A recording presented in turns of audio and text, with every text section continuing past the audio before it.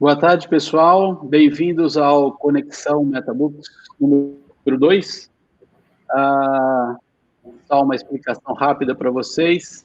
Nós fazemos a live em inglês e depois ela é gravada e em alguns dias nós disponibilizaremos a live legendada. A live número 1 já está disponível para vocês, legendada, e hoje nós estamos aqui para segunda. Então eu vou mudar para o inglês agora e vocês são muito bem-vindos. Obrigado por estar participando conosco. Hi, welcome, Bodour. Thank you for joining us at our second Conexão Metabooks. Thank you, Ricardo. Thank you so much for the kind invitation. It's a pleasure to be here and to connect with Brazilian publishers again. As you know, I visited Sao Paulo a few years ago, and it's such a vibrant, amazing community, and it's really wonderful to be connected to this. Thank you. Thank you. Let me introduce Bodour to our audience. Bodour is the vice president of the International Publishers Association, IPA, and she's also founder of and CEO of Kalimat Group, publishing group, right? Based in Sharjah. She started Kalimat in 2007, and her idea was to publish good quality books for children in the Arab world. But with her leadership, the publishing house grew, and now the group has more than 400 books already published and 5 imprints under this umbrella. Bodour also is very active in social activities. She's passionate to integrate the scene of the publishing market from the UAE with the world. So she started the Emirates Publishers Association, and it started only with 13 publishers, and now has more than 108 publishers, members of this association. So as you can see, Bodour is very, very active in the book world. I was going to say book market, but she just not do only business. She is passionate. She distributes. She has a foundation distributing books to children's in some kind of needs, right, Bodour? So yes. She has a lot to share with us. And I'd like to start asking you, we are all living in a moment of crisis all around the world, and the same in Sharjah and around you. So how is this moment in the book market in the Arab world? What can you tell us? How is it going now? So first of all, thank you for that kind introduction and a really wonderful explanation of what I do. I'm very passionate, as you said, about children's books, and also through my journey in Kalimat. It's been 12 years now since I've been the CEO and founder of Kalimat, and through my journey really ventured into other genres like translated fiction and cookbooks and comics and graphic novels and educational material. So for me, it's been a very rewarding journey and a very fulfilling task, I would say. And through this journey, I also had the opportunity to give back to the community through my foundation. So not only supporting the publishing industry by publishing books, but also donating books to those who are most in need. So we do a lot of work with our foundation in refugee camps, and especially for those communities that are isolated from their mother tongue, or like, for example, we had a great experience delivering Arabic books to the Arab community in Brazil as well. So that has been through the work of the foundation, is connecting them back to their mother tongue and their roots, so that they, even if they are in exile, even if they are out of their own country, they have an opportunity to still keep their language alive. So this has been a really fulfilling journey. And as you said, Ricardo, right now we're going through a very challenging time. I mean, the publishing industry is just one of the many, I would say, industries that's going to be affected by the COVID-19 crisis. To be honest with you, we are all trying our best to understand the impact of this and really to have an idea of how it will affect us and what are the best solutions. I would say we're still unsure of what is happening because a lot of us are watching and really assessing the situation. As IPA, we have conducted a lot of interviews and calls with our members just to understand what is happening on the ground. As you know, we have many members around the world that represent national associations. So for us to be in touch with them and really give them that support that is needed and really understand how their publishing industry has been affected. Hugo, Setzer, and myself are working right now on a post-COVID-19 strategy that we want to roll out by the end of this year. And we believe that the publishing industry needs a lot of support right now. As you know, a lot of book fairs have been canceled, and that's really one of the places, I would say, one of the most important places for business, for publishers. So we really need to come up with solutions. We need to look at our business models, and I would say really reassess our business models to see how we can adapt to this new situation. I don't believe we will go back to how it was before. I think we need to be a little bit creative in how we deal with this. And I would say there were three things, if I could give advice to publishers on how they can deal with this change that's happening. I would say, look at your business models, try to be as creative as possible in terms of innovation, because that's what we need right now. Try to be agile. The agile companies are the ones that are going to survive this transition. And try to be nimble, try to change as much as possible and adapt to the changes that are happening.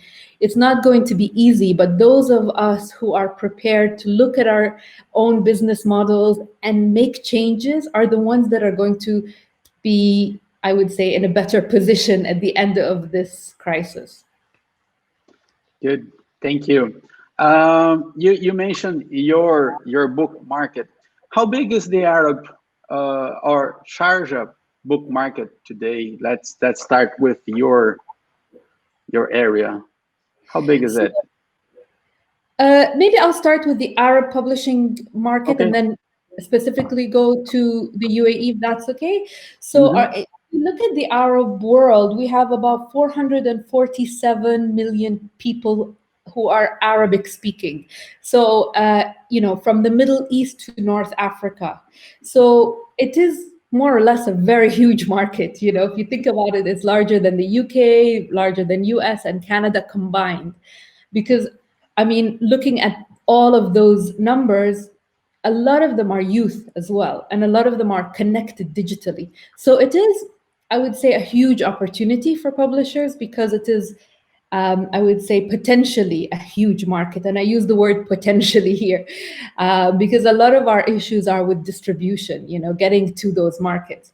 But if we look at the actual size, I would say it is a big size. And in terms of readership, in the last 10 to 15 years, I would say readership has increased tremendously in the last 10 to 15 years. So we see there's more engagement with reading books. There's more awareness. There's more willingness and support in the publishing industry for that.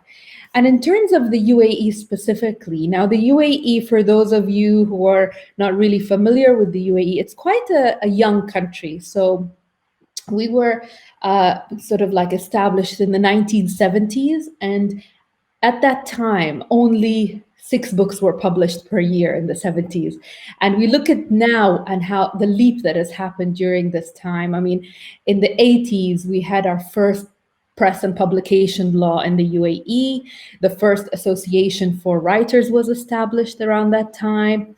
In 1982, the first edition of Sharjah International Book Fair was launched. And as you know now, Sharjah International Book Fair is one of the most popular and biggest book fairs in the world. And so from these humble beginnings, we're very proud to see the progress that has happened in the UAE. Literacy levels have increased to about 96% in our population. As I said, a lot of them are young, a lot of them are digitally connected, and there's a big interest in readership and in getting their hands on reading materials. So it's a good place to be a publisher, I would say. And in terms of the value of our publishing industry, right now we are at 233 million US dollars is the value of our publishing industry, and we're the 34th largest in the world. We publish around 500 titles per year, and we export around $40 million worth per year. We are also one of the fastest growing publishing markets globally, so around 12% annually over the last decade. So these are just some numbers for the audience to understand a little bit of what's happening in our publishing world, in the Arab world and in the UAE specifically. Absolutely. I think it's important for them to understand what you are talking about after that, of course. Yes. Let me ask you about the retail section of the Arabic world. If you have, this is it was not, didn't agree on this question before. So if you don't have the information, I'm sorry. But how big is the bookstores market in the UAE? Or, you have some numbers of bookstores or bookstore chain. There are more book chains or independent bookstore. How does that work there? So we have both, actually. We have book chains. So we have some of the most famous ones like Kinokuniya, and we have Borders as well. So we're one of the few places that we have Borders. And we also have some independent booksellers as well. I don't have the numbers with me right now, but in terms of the kind of books that they stock. So a lot of them are very international because, as you know, the UAE is composed of a multilingual community. We have people from all over the world living in the UAE. So all of our booksellers stock books from different languages. And I also want to say that they are members of the EPA. So the EPA is the Emirates Publishers Association. And as you mentioned at the beginning, it was founded around 11 years ago by myself and a group of publishers. And we invited booksellers to join us in this association so that we can both be partners in terms of addressing any issues coming up in the UAE with regards to book sales or tariffs or policies and procedures. And I'm happy to say that we've tackled many challenges together.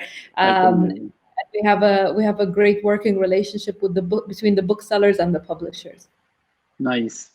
How is the digital book market in the Arab world? I've been there. I've been in Dubai 7 years ago, more or less. It was just in the beginning, and actually I was at the Abu Dhabi Book Fair, and they were just in the beginning of the digital book at that time. How is that right now? And has this crisis helped to increase that market? Definitely, yes. I mean, I can talk a little bit about our members. So as you mentioned, we have just over 100 members in EPA, and many of them are digitally available. Their content is digitally available. So we have publishers who are only in digital, for example, in our EPA, and I believe that it's become more common right now for publishers to choose this format. In the past, I think there were issues with EPUB 3 translations into Arabic and how it was going to be difficult for that. But now I think a lot of those issues have been resolved. And I'm glad to say that I see I see that a lot with our publishers, that they are digitally enabled. In terms of what's happening right now, I think for those who were reluctant in the past to go digital, this pandemic has given us an opportunity to really fast track that process and just really take a leap of faith and go digital, because this is going to solve a lot of issues. And as I said before, that if there are any issues in the Arab region in terms of distribution, this has been really amplified right now with the COVID-19 crisis, because all book fairs have been canceled. And so publishers have to find new ways to get to consumers, and they have to find new ways to reach their market. And digital enables that, very easily. There's no border control or tariffs or shipments that have been delayed or anything like that, So it's really a golden opportunity, I would say, for publishers now to go digital. Nice. Just let me say something to our audience. If you want to ask anything to Bodour, please feel free to write on our chat, and we can direct the questions to her. I don't know if we are going to have time to answer all the questions, but feel free to ask. Right, Bodour? Yes, feel free. We'll do our best. Good. Back to our conversation. I know that you are also close to the African book market as well. As you mentioned, you have there are some Arabic word in the North of Africa, but I think you act more widely in Africa. So I guess you have some knowledge also about the book market in that area, in the African continent. Can you tell us a little bit about the book market in that region as well? Sure. Gladly, yes. So when I became the vice president of IPA, one of my objectives really was to look at emerging markets where there's a big growth in the publishing industry. And of course, as you know, Latin America is one of those, but also Africa is one of the places where I noticed, first of all, a huge underrepresentation in IPA and also a lot of potential. So these two issues really inspired me to be more interested in the African publishing industry. I mean, as you know, Africa is a rich continent, on all fronts, culturally, and also it's diverse, and there's a lot of interesting, diverse narratives that are coming out of Africa. So I asked myself, why is the African publishing industry not integrated into the global publishing market? And that was something that resonated with a lot of our EC members. And so I started the IPA regional seminars, really, to understand more about the African publishing market, to get close to the publishers there, to show them that we are very interested in their market and to understand it more and find ways to collaborate with them. So the first one we held was in Lagos, and then the second one was in Nairobi, and both of these seminars were well attended, I would say. And we learned a lot. And in both of these events, we put together action plans for the region, really.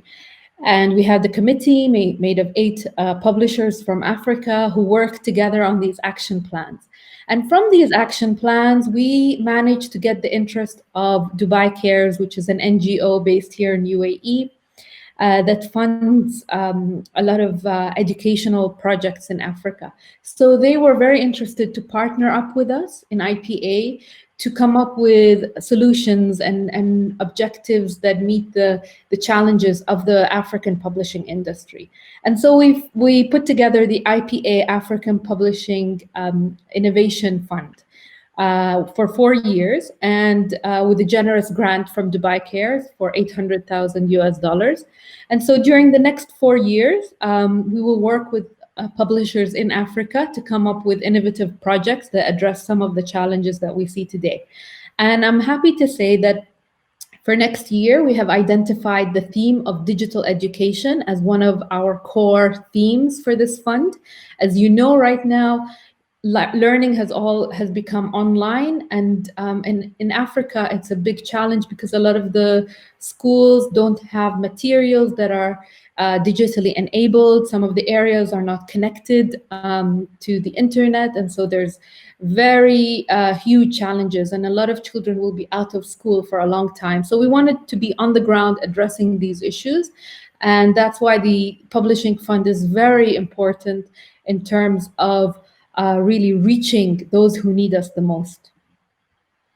Nice, thank you.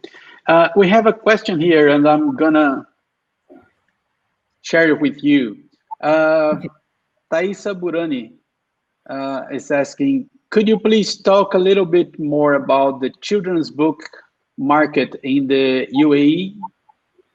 Yes, definitely. So that's a really good question. You know, the children's book market in the UAE is thriving, I would say. Most of our publishers are children's book publishers. I can talk a little bit about my publishing house. So we publish around 400 books per year.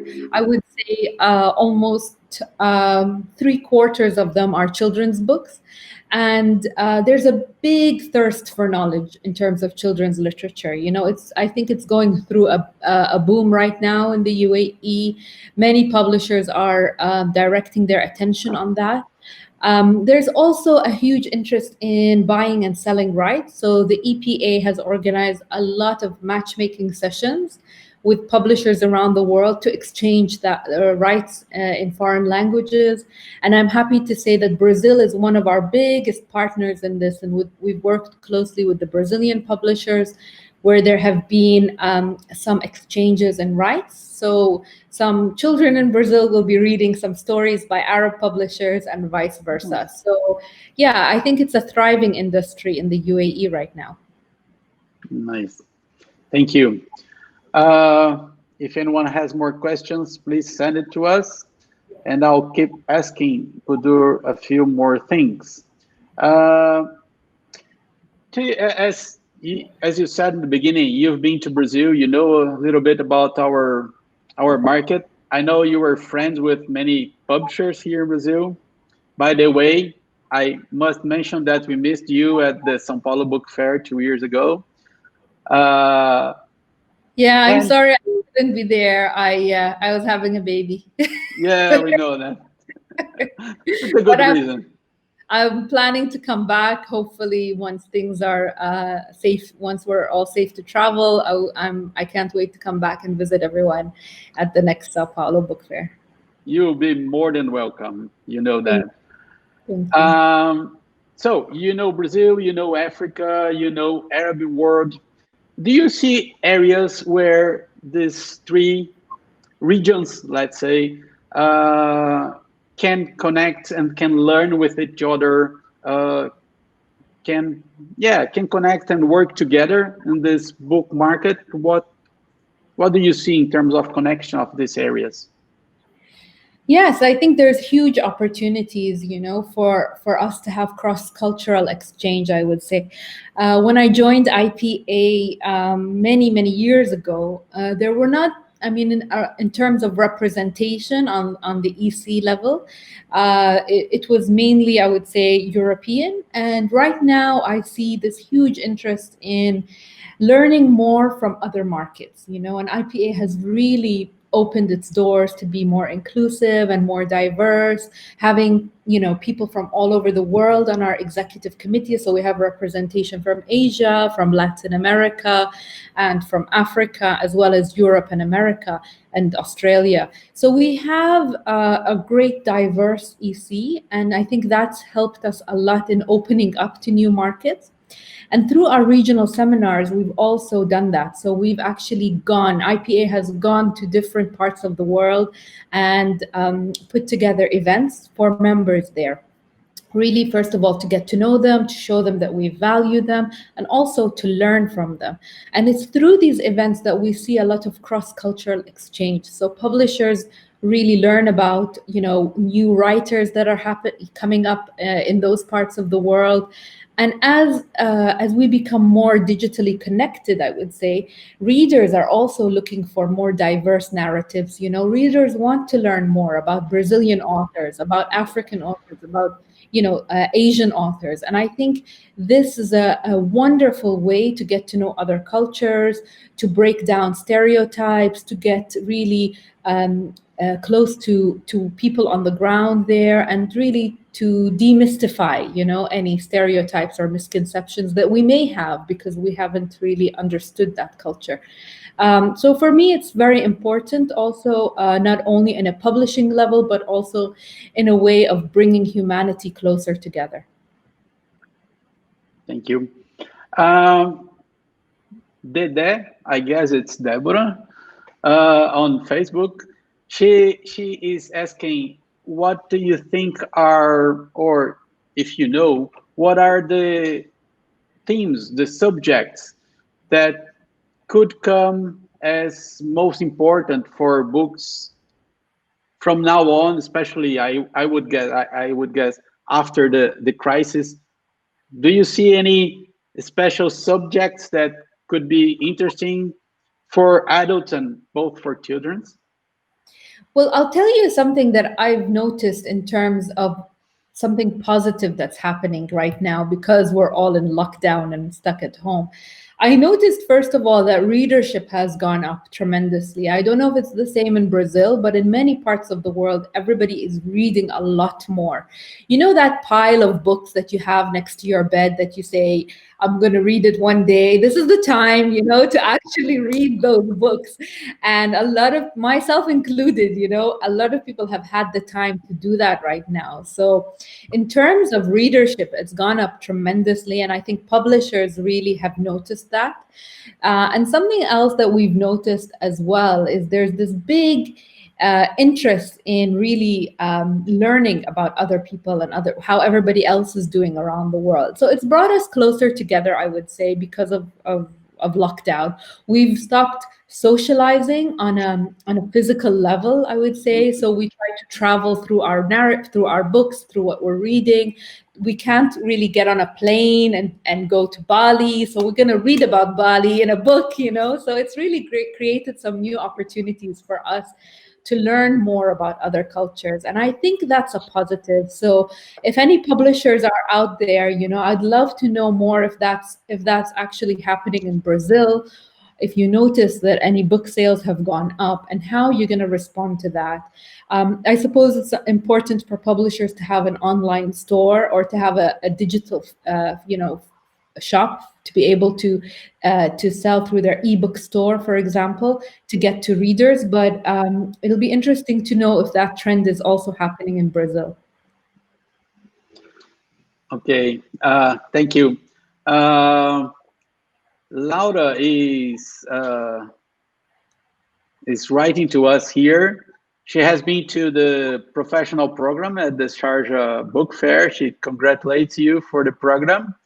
And she is asking to know a little bit more about the Publish Her project.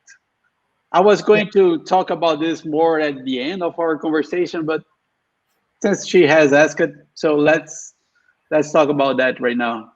Yeah, let's bring it up. I mean, Publish Her is something very close to my heart. So, of course, I mean, I just want to start by saying that, being a woman in the publishing industry sometimes has had its challenges in the past, especially in global publishing and especially in IPA, because it's a very male-dominated industry, I would say. Things are changing right now. We're noticing a lot of female publishers rising to the top and getting positions in the top of their publishing houses. But in general, a lot of women tend to work in publishing and not see that progression so much. So I always share the story of me being the only woman in the room. So maybe some of the people listening here can relate to this. So I've been to many, many events and book fairs that are publishing related. And a lot of times in meetings, I'm the only woman in the room. And sometimes it can feel intimidating, sometimes it can feel very lonely for me to be, I look around and there's, no other women there. And I always ask myself, why is that? Why are there so few women at the top of publishing companies? And so that's one of the reasons why I started Publish Her, really is a place where we can create a community for female publishers, really bring them together, support them in terms of exchanging ideas and knowledge, capacity development. We share a lot of best practices, and we're working to come up with a mentorship scheme for some publishers. So we really want to see the young female publishers rise to the top through Publish Her. And we have a vibrant community on social media, so you can follow us on Twitter, Facebook, LinkedIn. We also have a newsletter that you can subscribe to keep up to date with our news and events. Nice project, Bodour. Congratulations for this initiative. Going back to more business talk, Maimona Jallo, I think that's how I say the name, is asking if are there any partnerships between publishers and telecommunication companies in UAE, Brazil, or other countries that we could emulate in Africa to increase access to e-learning? Are there any, sorry, can you repeat that? Are there any? Are there any, partnerships between publishers and telecommunication? Okay, and telecommunications companies. Yeah, companies. Hi, Maimuna. I just want to say that Maimuna is one of our shortlisted, one of our candidates and winners of the Africa Publishing Innovation Fund, and she's doing amazing work in Kenya, and we're very proud of her, and her Africa Story Jukebox initiative is wonderful. We through telecommunications companies, I don't know what exactly the question means, but there are a lot of examples, I think, in the UAE where we have partnered up with entities outside of our sector, and I think that's important for publishers. I think a lot of the times publishers feel they need to stay in a box and they can't really communicate with people outside of their industry. And I think it's important for us not to put ourselves in that box and to be as flexible as possible. So there are a few, I would say, partnerships through individual publishers here in the UAE that have worked on events and activities together. And I'm happy to maybe do a bit more research and send that to Maimuna if she wants to really learn more. Thank you. I think she was. We have something here in Brazil not related to learning, to e-learning, but more related to ebooks reading, where publishers do a partnership with some telecommunication company, and then people who use the telecommunication service receive parts of books or books they can read on their mobile, smartphones, thing like this. Probably is in that area. So, but anyway, thank you for the question. And yeah, that sounds like a good example. I would also just want to add that now in UAE, there's a big boom in audiobooks. So that's something that we've noticed now, especially this year. I would say there is a huge demand for that, and especially after we've had like the lockdown and quarantine, and a lot of podcasts are coming up with really interesting audiobooks, and also we've had some great initiatives coming from some publishing houses that are doing specific audiobooks and giving them at discounted prices. So that's just something that I've also noticed this year. Probably in Brazil, you probably have something similar as well. Yeah, audiobooks and digital books are booming these days. It's just the same here. Our friend Gustavo Martins, he's a lawyer specialized in rights. Maybe you know him. He's been to some book fairs and that side of the world. He's making two questions here. What do you think, actually, what do you think of two initiatives, like one, libraries being encouraged to buy more books to lend to readers, and or bookstores creating book rental systems like a book Spotify or something? Have you heard about these ideas? What do you think about them? Hi, Gustavo. Yes, we know each other. It's so good to have you listening in with us today. And thank you for those ideas. I think both of them are wonderful ideas. As I mentioned before, I think really now is the time to be creative. You know, now is the time for us, whether it doesn't matter who we are in the value chain, whether we are publishers, whether we're authors, translators, libraries, booksellers. I think we all need to really think about creative solutions for our businesses. And the more we can work together, the better. I would say one of the challenges that we've had is in the past is how do we give content at very discounted prices while still protecting the rights of authors? You know, that's a discussion that we are having at IPA. We're having it in many other associations as well, to make sure that we really meet the demand, but at the same time, we honor and we protect authors' works. So that's a discussion that we've had. But I think in terms of the ideas that Gustavo has suggested, I think they're wonderful ideas. If we could really see that rolling out in this year, it would be fantastic. Nice, thank you. Karine Pansa, you very well know her. Yes. Saying hi. Hi, Karine. Hi, Karine. And she's asking you to tell us a bit more of the project Read the World. Yes. Can you tell us? For asking about Read the World, and thank you for joining and being part of this discussion. As you know, Karine is one of our members at the IPA EC, and one of the most active members, I would say, from Brazil in IPA. And you know, we've known each other for a while now. And Read the World initiative is a wonderful initiative that was spearheaded by my chief of staff, Ben Stewart, just at the time when everything went into lockdown. So, you know, really, we were just starting to get our head around the coronavirus pandemic. Everybody was working from home. Children were at home. And he came up with this wonderful idea of asking authors to read their books virtually online, whether it's through Instagram or Facebook Live or on YouTube.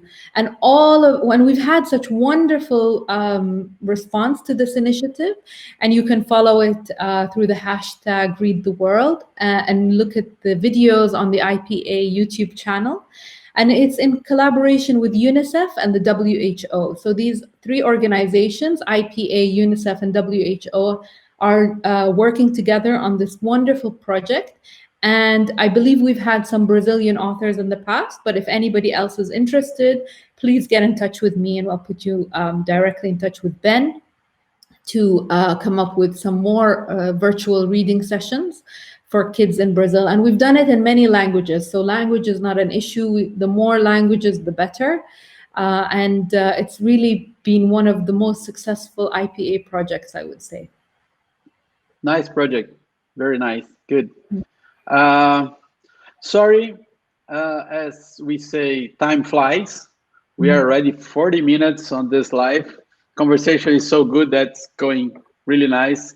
Thank you, everyone, for participating and asking. But before we go to the end, I want to mention another project. You are involved in so many projects, Bodour. Sorry for saying that. The Ubuntu Love Challenge. I was reading it. It touched me. It connects you to the African world again. Please tell us a little bit more about this project and how we can embrace it as well. Thanks for bringing that up, Ricardo. So during the lockdown as well, this initiative started, and I just want to explain what Ubuntu means. Ubuntu is an African word, and it means I am because we are, which essentially means that I am connected to you and you are connected to me and we're connected to each other. So if something affects me, it affects my community, if it affects my family. And so we are all interwoven and intertwined in the human family. And it's a beautiful concept, and I don't know in Brazil if you have something similar, but it really means that we need to be there for each other. And this is really resonates so much, especially now with what's happening with the pandemic. People feel a loss of hope. People feel scared. People feel hopelessness and worry and stress. And if we can do something to help each other and uplift humanity, even if it's just a small gesture, it will resonate and it will have a ripple effect on our community. And that's why we set up the Ubuntu Love Challenge. It was set up between myself and my friend and fellow young global leader, Mamadou Touré, from the Ivory Coast, who was actually stranded here in the UAE, and he couldn't leave, had to go back to his family in the Ivory Coast. And so we were having lunch together, and he said, Ubuntu is a concept that we have in Africa. And so we started brainstorming together and said, let's do something where we actually inspire people to help each other more, whether it's buying groceries for your neighbors, whether it's actually donating to a food bank, whether it's writing a poem or singing a song, or actually going the extra mile and supporting someone by giving them a skill, giving them a job, helping their family. This is the time where really humanity has to rise to the challenge. And that's the whole idea of Ubuntu Love Challenge. And we have our social media accounts for those who are interested to see how many people have taken the challenge. So we've had a few celebrities, and we've also had many people from all over the world. And this is a challenge for anybody to take. And it really starts at home. So do something for your community and you will see the effects immediately. So this is a call for everybody to be Ubuntu. Nice. Can you give us the social media addresses, Yes. please? And later we can publish this also at our Facebook. Sure. So our website is www.ubuntulovechallenge.org, and our Instagram is @ubuntulovechallenge, and the same for Facebook and the same for LinkedIn. And on Twitter, you'll find us @ubuntuchallenge. Good. Thank you.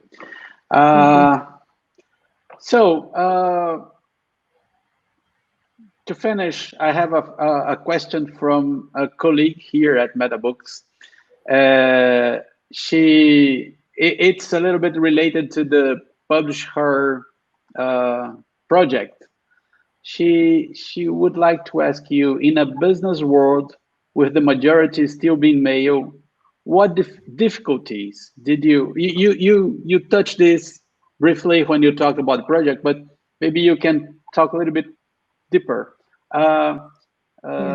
What difficulties did you face to implement your projects and ideas, and what would you say to those people willing to contribute for a more balanced workplace?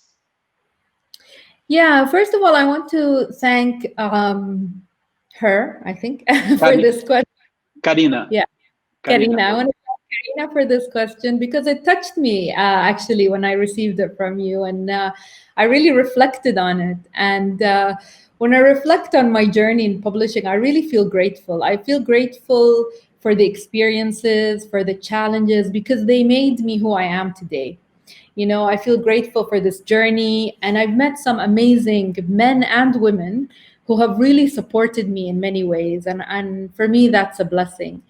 And in the Arab world, as I mentioned before, specifically in the Arab world, I would attend meetings. And I don't think there was much resistance as a woman, but I would say, stood out. I felt like I was the only one there.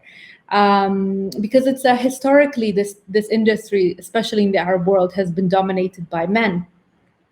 So yeah, so again, in the Arab world, I also was the only woman in the room. It felt very lonely sometimes. Sometimes it was intimidating. But it really helped me in my journey, really opened my eyes, because I felt if I was feeling like this, I'm sure there are a lot of women as well around the world who are also in the same position. What can I do to help them so that they don't feel what I was feeling in those meetings? I don't want them to go through what I went through. So on a global scale, yes, I think there are some differences, but there are also a lot of things that are in common. You know, obviously different cultures have different environments, but I think more or less that women, I would say across many industries, have felt this way before. We juggle a lot in terms of our responsibilities at home and at work. You know, we struggle sometimes to make our voice heard in meetings. We feel a lot of pressure to be like a man sometimes, whereas, you know, we should embrace our feminine qualities and what we have and use it to our advantage. So there are a lot of things at play, and that's why Publish Her was important, really, to bring that balance back, you know, to bring that you know, equality back to publishing, where we have both voices represented, men and women. And that's why I think it was important for me to set up Publish Her. And I hope that we can grow and really embrace diversity and welcome, you know, different voices to the room and different people to the room. Thank you, Bodour. I just want to mention, I don't know if you had the chance to read here, but Alfredo Vice Vlog is congratulating you for the life. Always inspiring, he says. So thank you, Alfredo. And he's also a great role model in Brazil for a lot of publishers. And I had the pleasure to meet him as well. So thank you for that comment, Alfredo. So we are getting to the end of our conversation. I'm so sorry I would stay here for the rest of the afternoon, but you need to go to bed, right? It's late in Sharjah. But thank you very, very much. I would open now for you to give your last message to our audience. If you want to say something that I haven't asked or whatever, the word is yours. Thank you. Thank you so much, Ricardo. I just want to really take the time to thank you for reaching out. Thank you for thinking about me. Thank you for inviting me and giving me the space to express some of my thoughts and ideas with the Brazilian publishers. You know, I feel very strongly connected to publishers in Brazil. I had the honor to meet many of them in Brazil and in other book fairs as well around the world. And I believe that there's a friendship there. It's not just a business relationship, but we have so much in common actually between our cultures that it was really a great place to be, amazing people to meet. So to everybody, I say obrigado. Thank you so much for the warm welcome when I came to Brazil. And I look forward to seeing many of you very, very soon. Stay safe. And hopefully we'll get through this and we'll be able to see each other again in a book fair soon. Thank you. Thank you, Bodour. Thank you to everyone. We have people from the US, we have people from Africa. So our audience was broader than Brazil. Of course, we were focusing on Brazil, but we have many people watching us. Thank you, everyone. See you again. More or less 15 days again. We are doing this live every 2 weeks. So everyone is invited to follow Publishing News and Metabooks, and you can see who is going to be next. Thank you very much. Have a good evening, Bodour. Stay safe. Be happy. Bye-bye. Bye. Thank you.